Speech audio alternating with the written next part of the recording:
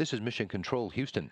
On board the International Space Station, packing to come home has become the focus of activity for the crew, half of which is due to return to Earth this weekend after 4 months in space. On Wednesday, the International Space Station's mission management team met and conducted an undocking readiness review for Soyuz Commander Yuri Malenchenko and flight engineers Sonny Williams and Aki Hoshide to come home in their Soyuz vehicle. The MMT vote was go to bring 31 Soyuz home this weekend. The 3 crew members are due to undock from the station in their Soyuz vehicle on Sunday and land in Kazakhstan on Sunday evening U.S. time. Each of them has spent several hours over the course of the day on Wednesday packing the gear from their crew quarters and working together to stow those items and returning science samples inside their Soyuz vehicle. They're also continuing the daily exercise regimen that each of them has to counter the negative effects on their muscles of not having to work as hard as usual while they have spent all this time in a microgravity environment.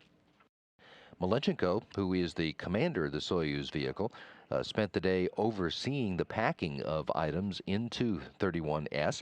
He did spend some time along with his 2 Russian colleagues, flight engineers Oleg Novitsky and Yevgeny Tarelkin, as they conducted a public affairs interview with a Russian television program. Flight engineer Aki Hoshide also spent time doing a public affairs event today.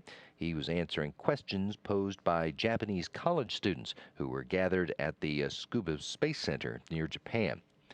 Commander Sonny Williams spent the middle part of her day preparing hardware for installation of a new wireless access point for the station's wireless computer network.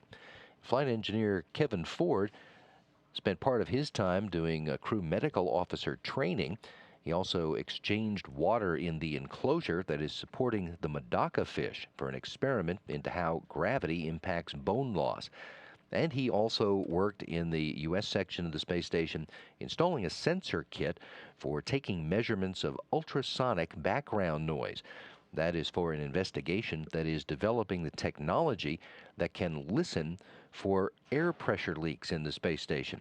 But it will need to know what non-leak extraneous noise sounds like, and the kit that Ford is installing today is part of the development to do just that. Station maintenance will continue on Thursday, with the crew members working in the Quest airlock and performing a software upgrade for the urine processor assembly, as the crew members move closer to this weekend's departure of 3 crew members and the beginning of the station's Expedition 34.